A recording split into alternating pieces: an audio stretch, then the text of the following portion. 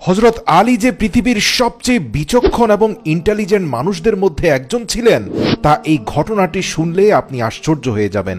এছাড়াও অবৈধ প্রেমাসক্তি একজন দিনদার নারীকেও কতটা নিচে নামিয়ে দিতে পারে এবং এই অবৈধ প্রেমাসক্তির ফলাফল কি হয় তা এই ভিডিও না দেখলে আপনি বুঝতে পারবেন না। ঘটনাটি ঘটেছিল হযরত ওমর রাদিয়াল্লাহু তাআলা আনহুর শাসনকালে। রিওয়ায়াতে এসেছে এক খুবই ফরেজগার ব্যক্তি, তিনি দেখতে অত্যন্ত সুদর্শন ছিলেন। তো মুসাফির হয়ে তিনি মদিনা মুনাওয়ারার মসজিদের পাশে বেশ কিছুদিন অবস্থান করছিলেন এবং রাসূল সাল্লাল্লাহু আলাইহি সাল্লামের কবর নিয়মিত জিয়ারত করতেন এবং দুই হাত তুলে এত আবেগ নিয়ে কান্নাকাটি করতেন যা মানুষের দৃষ্টিতেও এসেছিল। এমনকি হযরত ওমর রাদিয়াল্লাহু তাআলা আনহু রাস্তা দিয়ে যাওয়ার সময় বেশ কয়েকদিন এই সুদর্শন পুরুষের দিকে নজর পড়ে। তো এই ব্যক্তি রাসূল সাল্লাল্লাহু আলাইহি ওয়াসাল্লামকে এতটাই ভালোবাসতো যে তার মুখের ভাষাগুলো শোনার জন্য অসংখ্য মুসলিম তার মুনাজাতের সময় চারপাশে ভিড় করত। মদিনার স্থানীয় লোকজনের কাছে সে অত্যন্ত প্রিয় মানুষ হয়ে উঠেছিল, আর তারও মদিনা ছেড়ে যেতে ইচ্ছে করছিল না। তো হযরত ওমর ফারুক রাদিয়াল্লাহু তাআলা আনহু এই ব্যক্তির খেদমতে একদিন এগিয়ে যান এবং অত্যন্ত মহাব্বতের সাথে তাকে সালাম দিয়ে বলেন, প্রিয় ভাই আমার, বলতে বাধা নেই যে মহান রব্বুল আলামিন আপনাকে হযরত ইউসুফের অর্ধেক সৌন্দর্য দিয়ে দিয়েছেন। আমি জানি আপনি একজন মুসাফির ব্যক্তি, যদি আপনার কোনো জিনিসের প্রয়োজন হয় তাহলে আপনি নিঃসন্দেহে আমাকে বলবেন।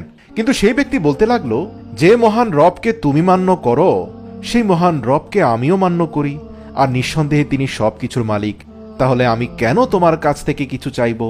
এই কথা শুনে হযরত ওমর ফারুক রাদিয়াল্লাহু তাআলা আনহু একটু মুচকি হাসলেন, কিন্তু জবাবে কিছুই বললেন না। কিন্তু হযরত ওমর ফারুক রাদিয়াল্লাহু তাআলা আনহু তার ইবাদতে খুবই প্রভাবিত ছিলেন। তো আপনাদের জানিয়ে রাখি যে এর কিছুদিনের মধ্যেই হজের সময় চলে এসেছিল, আর এমন সময় যারা মদিনায় বসবাস করত তারা হজের জন্য মক্কার দিকে রওনা হওয়ার জন্য কাফেলাবদ্ধ হয়ে রওনা দিত, এবং তাদের মধ্যে এই ব্যক্তিটিও প্রস্তুত হয়ে গেল যাতে সে কাফেলার সাথে যুক্ত হয়ে মদিনা থেকে মক্কার উদ্দেশ্যে হজের জন্য যেতে পারে। এরপর হযরত ওমর ফারুক রাদিয়াল্লাহু তাআলা আনহু লক্ষ্য করলেন যে সে ব্যক্তিও হজ আদায় করতে চাইছে। তারপর হযরত ওমর ফারুক রাদিয়াল্লাহু তাআলা আনহু মদিনার কাফেলাওয়ালাদের কাছে আসলেন এবং বললেন, এই মুসাফির ব্যক্তিটি অত্যন্ত ফরেজগার এবং তার ভাষাশৈলী অনেক সুন্দর, মুনাজাতগুলো অত্যন্ত সাবলীল এবং সুন্দর ভাষায় দিয়ে থাকেন। তোমরা সকলে ওনার দেখাশোনা করবে এবং হেফাজত করবে। এটি শোনার পর কাফেলার মানুষজন তাকে অত্যন্ত সম্মান করতে লাগলেন। কাফেলার ব্যক্তিদের কাছেও তিনি অত্যন্ত সম্মানিত ফরেজগার এবং নেককার মানুষ হিসাবে অত্যন্ত মর্যাদা পেতে লাগলেন, আর তার মনের ভেতর কোনো লোভ, লালসা, হিংসা ছিল না। এরপর সেই ব্যক্তি ওই কাফেলাওয়ালাদের সঙ্গে রওনা দিলেন। তারপর বেশ কিছু সময় পার হয়ে গেল এবং সে কাফেলার মধ্যে একটি মেয়েও ছিল।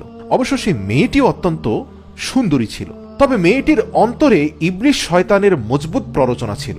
আর যাই হোক, সেই সুন্দরী মেয়েটি সব সময় তাঁবু গাড়ার সময় সেই ফরেজগার ব্যক্তিটির কাছাকাছি নিজের তাঁবু রাখত।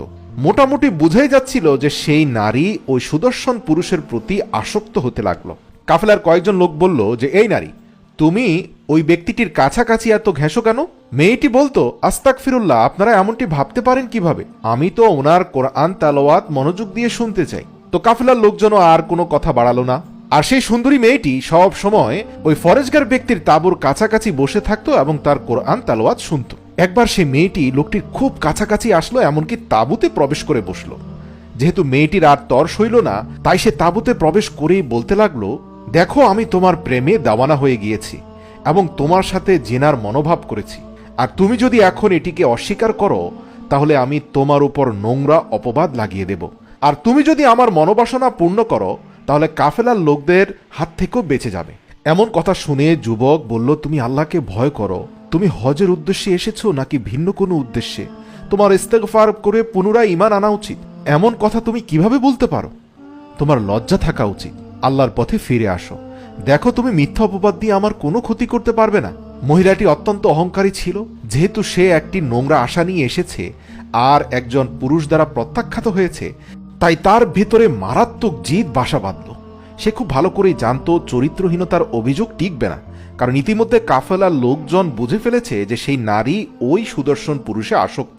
তাই চিৎকার চেঁচামেচি করে কোনো লাভ হবে না, মানুষজন তাকে বিশ্বাস করবে না। বরং উল্টো কাফেলা থেকে বের করে দিলে মরুভূমির মধ্যে বিপদে পড়বে। তাই সে কৌশল করে রাতে ঘুমের ঘেরে সেই সুদর্শন পুরুষের তাঁবুতে প্রবেশ করে তার ব্যাগের ভিতরে তার সোনার আশরাফির থলিটা রেখে দিল।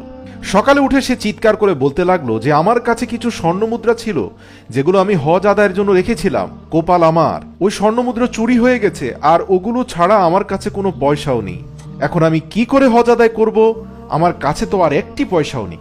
এমন কথা শোনার পর কাফেলাওয়ালারা খুব আশ্চর্য হয়ে গেল, আর তারা বলল, যদি তোমার মুদ্রা কোনো কাফেলাওয়ালারা নিয়ে থাকে তাহলে অবশ্যই আমরা তার তল্লাশি নেব। ভয় পেও না, শান্ত হও। তারপর কাফেলার প্রত্যেকটি সদস্যকে তল্লাশি করা হলো, কিন্তু কারো কাছেই সে স্বর্ণ মুদ্রাগুলো খুঁজে পাওয়া গেল না। এবার ওই দিনদার ব্যক্তি ব্যতীত কাফেলার প্রত্যেকটি সদস্যকে তন্ন তন্ন করে খোঁজা হলো, কারো কাছে সেই আশরাফির থলি পাওয়া গেল না। এরপর কাফেলার প্রধান সেই মহিলার কাছে এসে বলল, দেখুন মুহতারমা, আপনার আশরাফির থলি আমরা খুঁজে পাইনি। আমাদের কাফেলার প্রত্যেকটি সদস্যর ব্যাগ চেক করা হয়েছে, শুধুমাত্র ওই ফরেজগার আল্লাহওয়ালা ব্যক্তি ব্যতীত। আমরা তার তল্লাশি নিতে চাই না, কারণ আপনিও জানেন তিনি একজন দিনদার মানুষ। তাকে শুধু শুধু বিরক্ত করা আমাদের ঠিক নয়, আর কখনোই তিনি এমন কাজ করতে পারেন না। কাফেলা প্রধানের কথার মধ্যখান দিয়ে সেই নারী বলে উঠল, কেন? তাকে কি ইবলিশ প্ররোচনা দিতে পারে না? আল্লাহর নবী আদমকে কি ইবলিশ প্ররোচনা দেয়নি? মহিলাটির এমন অকাট্য যুক্তি শুনে কাফেলা প্রধান সেই দিনদার ব্যক্তিটির ব্যাগ তল্লাশি করতে লাগলো। তার জিনিসপত্র তল্লাশি করতে করতে এক পর্যায়ে সেই আশরাফির থলিটিও খুঁজে পেল। যদিও যুবকটি হাসি মনে বলল, আপনারা খুঁজতে পারেন, নিশ্চিত থাকুন, আমি কিছুই নেইনি। কিন্তু যখনই ভেতরে স্বর্ণমুদ্রার থলিটি পাওয়া গেল, তখন মহিলাটি চিৎকার করে বলতে লাগলো, দেখেছো, আমি আগে আঁচ করেছিলাম, এই ব্যক্তিটি উপরে একরকম আর ভেতরে আরেক রকম। সে উপরে সবাইকে দেখায় সে আল্লাহওয়ালা, কিন্তু সে ভেতরে মস্ত বড় একটা চোর। এমন ব্যক্তিকে শাস্তির আওতায় আনা উচিত। এমন কথা শোনার পর কাফেলাওয়ালারা যুবককে মারাত্মক প্রহার করতে লাগলো, আর সবাই মিলে তাকে এমন মারধর করলো যে তার শরীর খুবই জখম হয়ে গেল। কিন্তু তবুও সে ব্যক্তি খুবই চুপচাপ থাকলো, কিছুই বলল না। কিন্তু কাফেলার সদস্যদের চোখে সে একজন চোর হয়ে গেল, তাই সে ব্যক্তিকে লোহার শিকল দ্বারা বাঁধা হলো। কিন্তু তবুও সেই ব্যক্তি আল্লাহ তাআলার উপর রাজি ছিল এবং সে চুপচাপ ছিল। এরপর কাফেলার ব্যক্তিরা মরুভূমির মধ্যে একটা কাঁটাযুক্ত গাছে শিকল দিয়ে সেই আল্লাহওয়ালা ব্যক্তিকে বেঁধে রেখে মদিনা থেকে মক্কার দিকে চলে গেল। তখন সেই যুবকটি মুখ খুলে বলল, আমি হজ করার উদ্দেশ্যে রওনা দিয়েছি, তোমরা আমার উপর একটু দয়া করো। যদি তোমরা আমার এই শিকল খুলে দিতে তাহলে খুবই ভালো হতো। আমি হজ আদায় করার পর দ্বিতীয়বার তোমরা যেখানে বলবে আমি সেখানেই ফিরে আসব। আমি তোমাদেরকে ওয়াদা দিলাম যে আমি কোথাও পালিয়ে যাব না। কিন্তু কাফেলার মানুষজন এই কথাতে কোনোভাবে রাজি হচ্ছিল না, আর এরই মধ্যে তাদের মধ্যে দুইটা ভাগ হয়ে গেল। একদল বলল, দেখো, আমরা এখন হজ যাত্রায় আছি।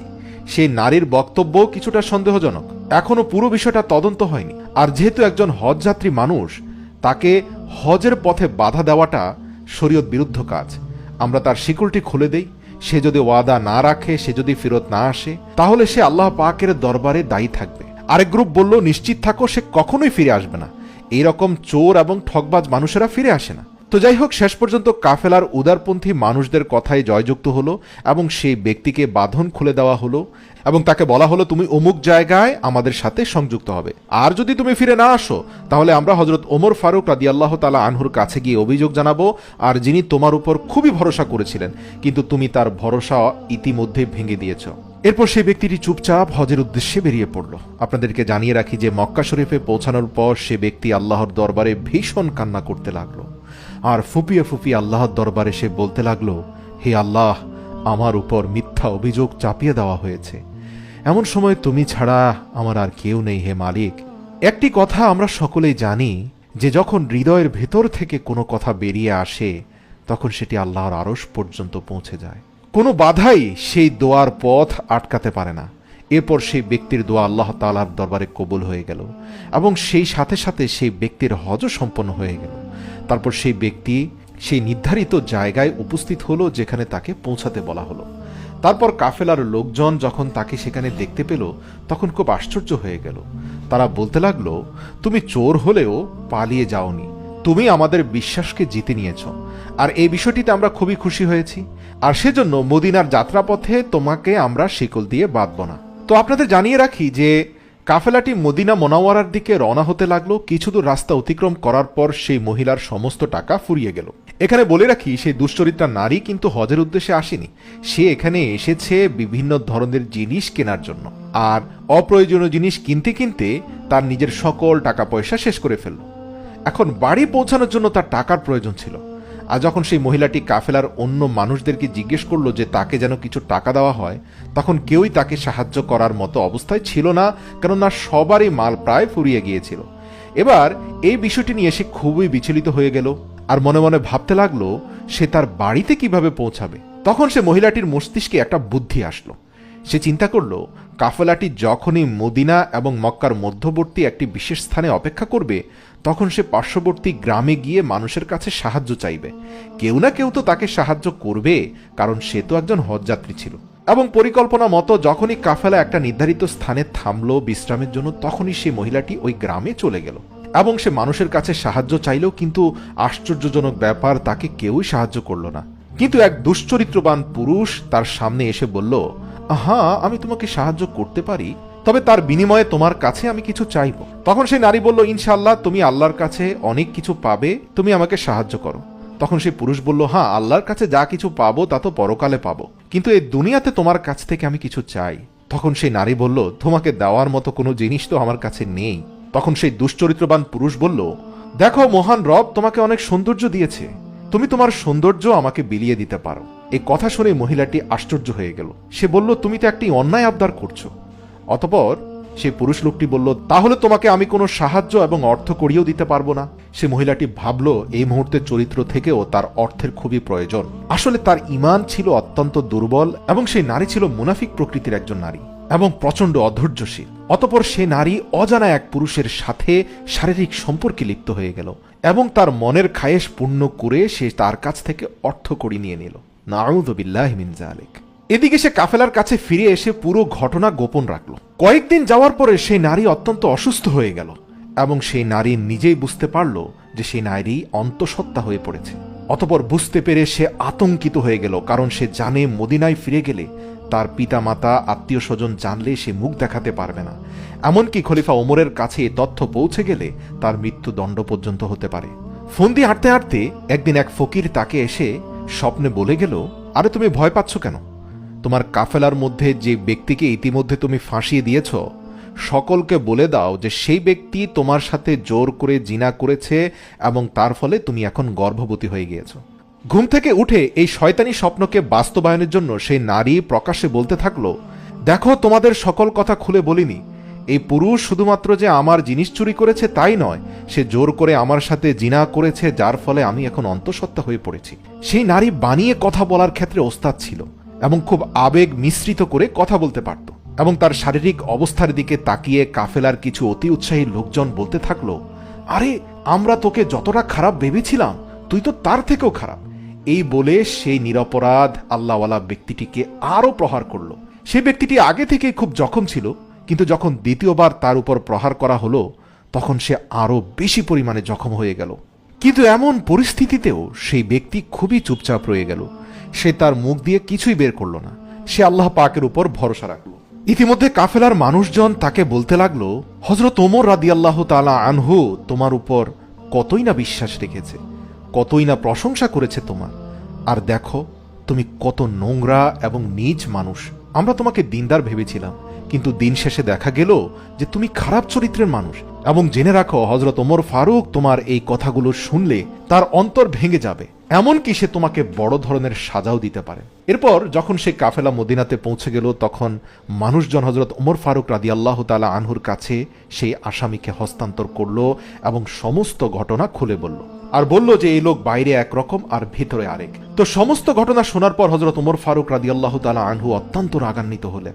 তিনি বলতে লাগলেন, আমি তোমাকে অনেক নেকবান্দা মনে করেছিলাম, কিন্তু তুমি তো ভীষণ নীচ টাইপের একজন মানুষ। হযরত ওমর রাদিয়াল্লাহু তাআলা আনহু মনে মনে তার মৃত্যুদণ্ডের সিদ্ধান্ত নিয়েছেন।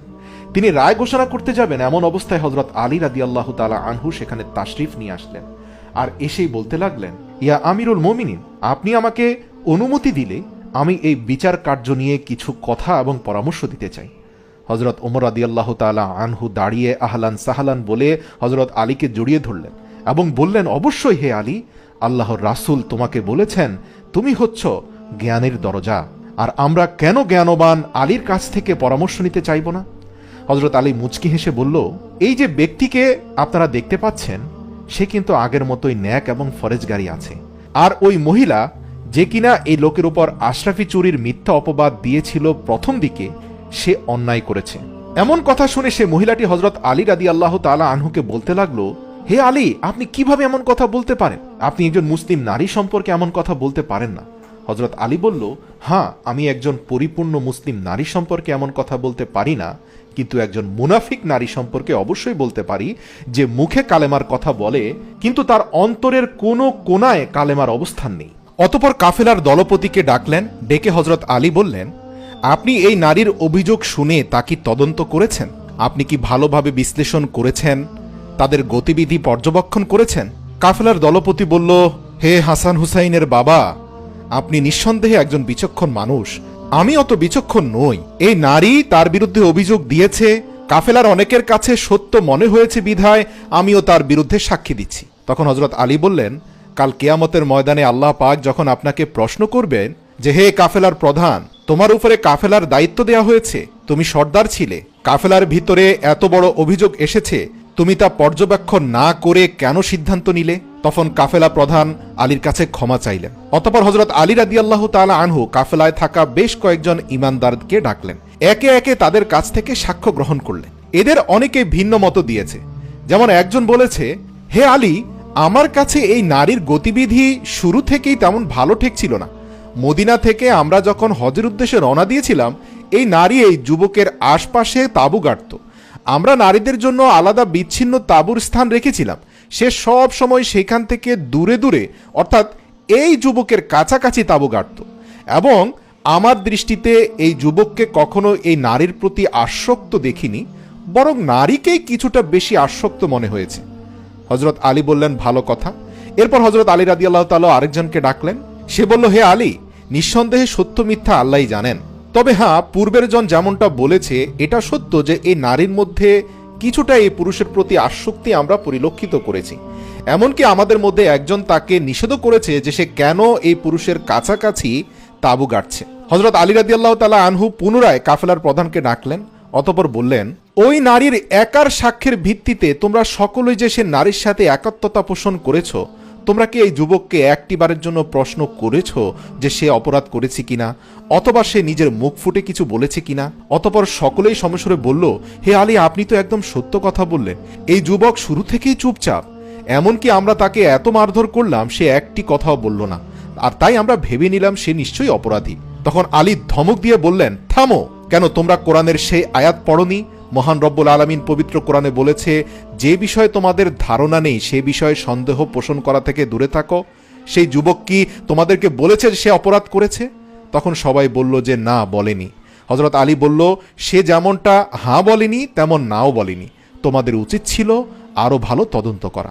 হযরত আলী ঘটনাটা আঁচ করতে পারলেন এবং তিনি কৌশল অবলম্বন করলেন। তখন সেই নারীকে কাছে ডাকলেন। ইতিমধ্যে সেই নারী ভয়ে কাঁপছিল। তারপর হযরত আলী তার দিকে তাকিয়ে বললেন, তুমি কাঁপছো কেন? ঈমানদার কখনোই সত্যের সামনে কাঁপে না, বেঈমানরা সত্যের সামনে কাঁপে। এই নারী, আমি তোমাকে প্রশ্ন করব, একটি মিথ্যা উত্তর যদি তুমি দাও তাহলে এই মুহূর্তে আল্লাহ রাব্বুল আলামিনের আযাব তোমার উপর নাজিল হবে। হযরত আলী ছিলেন অত্যন্ত ক্ষিপ্র। আমরা জানি যুদ্ধের ময়দানেও তিনি একজন বীর সৈনিক ছিলেন। তার সামনে কেউ আসতে ভয় পেত, তাকে শেরে খোদা বলা হতো, আর তার গর্জন আর হুঙ্কারকেও সবাই ভয় পেত। সেই নারীও প্রচণ্ড ভয় পেয়ে গিয়েছিল। আর এমন পরিস্থিতিতে হযরত আলী গুরুত্বপূর্ণ যতগুলো প্রশ্ন করলেন সবগুলোর সঠিক উত্তর দিয়ে দিয়েছিল সেই নারী। হযরত আলী বলেছিলেন, তুমি কি সেই পুরুষের প্রতি আসক্ত ছিলে না? নারী বললেন, জি হুজুর, আমি আসক্ত ছিলাম। তারপর হযরত আলী বললেন, তুমি কি গোপনে তোমার আশরাফির থলি সেই যুবকের সামানের ভিতরে ঢুকিয়ে দিয়েছিলে না? এর উত্তরে সে নারী বলল, জি হুজুর, আমি এই গুনাহ করেছিলাম। দেখো, এর পরের প্রশ্নগুলোর উত্তর সঠিক না দিলেই কিন্তু তোমার সাথে ভয়ঙ্কর কিছু ঘটে যাবে। এদিকে সেই নারী প্রচন্ড কাঁপছিল, যেন মনে হচ্ছিল যে এই মুহূর্তে তার উপর আযাব নাজিল হবে। পুরো ঘটনাটা দেখতে লাগলো অসংখ্য মানুষ, কাফেলার লোকজন, এমনকি খলিফা ওমর। ইতিমধ্যে খলিফা ওমরের চোখও অশ্রুসিক্ত হয়ে গেল, যেন হযরত আলীর সামনে নিজেই কিছুটা লজ্জিত হয়ে গেলেন। তারপর হযরত আলী রাদিয়াল্লাহু তাআলা আনহু বলল, সত্য করে বলো, তোমার গর্ভের সন্তানটির আসল পরিচয় কি? তখন সেই নারী সত্য সত্য সকল কথা বলে দিল। আর এমনই করে হযরত আলী রাদিয়াল্লাহু তাআলা আনহুর বিচক্ষণতা এবং ইন্টেলিজেন্স পাওয়ার দিয়ে সেই অজানা সকল তথ্য রহস্য মানুষের সামনে প্রকাশ করে দিলেন। যারা এই ব্যক্তিটিকে শয়তান বলেছিল তারা সকলে এসে তার পায়ে পড়ে ক্ষমা চাইল। আসল শয়তান ছিল সেই মহিলাটি। অতঃপর হযরত আলী রাদিয়াল্লাহু তাআলা আনহু সেই নারীকেও তওবা করার জন্য বললেন এবং হযরত ওমর রাদিয়াল্লাহু তাআলা আনহুকে পরামর্শ দিলেন শরীয়ত মোতাবেক তার শাস্তির ব্যবস্থা করা হোক। অতঃপর সেই নারীর সামনে প্রকাশ্যে সকলকে বললেন, মিথ্যা ইশক মানুষকে অন্ধ করে। মনে রেখো, বিবাহ বহির্ভূত যে কোনো প্রকার প্রেম ভালোবাসা মানুষকে অন্ধ করে দেয়, আর এর পরিণতি ভালো মানুষকেও খারাপ করে। এই নারী অতীত জীবন এত খারাপ ছিল না, কিন্তু এই সুদর্শন যুবকের প্রতি তার প্রেমাসক্তি তাকে 1 মাসের মধ্যে এত অধপতনে নামিয়ে দিয়েছে। যেমন অধপতন হয়েছিল জুলেখার শুধুমাত্র ইউসুফের প্রতি প্রেমাসক্তির কারণে। অতঃপর হযরত ওমর রাদিয়াল্লাহু তাআলা আনহু বললেন, যাও এর উপরে মাটি ঢেলে দাও আর তারপর ইসলামী শরীয়ত মোতাবেক তার শাস্তি কার্যকর করো।